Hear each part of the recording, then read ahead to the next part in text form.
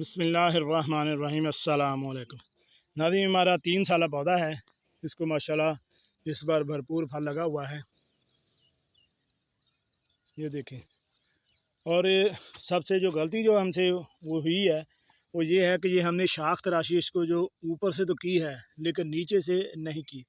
अब ये शाख जो है वो नीचे लगनी शुरू हो गई है।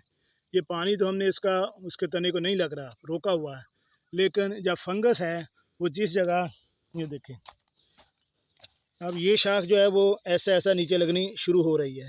तो फंगस जो है ये अटैक करती है नमी पे। जैसे इधर नमी लगेगी इस पत्ते को लगेगी, पत्ते से ये फंगस इधर जाएगी, होते होते ये पौधे के ऊपर चली जाएगी।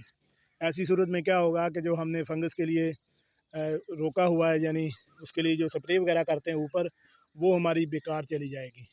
जो हमने ये तने को पानी नहीं लगने दे रहा है ये भी हमारा ज़ाया चला जाएगा। इसलिए ऐसे पौधे की जैसे ही सीज़न ख़त्म हो तो शाख तराशी करें और नीचे से तकरीबन 1.5 से 2 फुट जो है नीचे ना शाख तराशी करके तने को ऊपर तक नंगा रखें ताकि ये शाखें नीचे ज़मीन में ना लगें।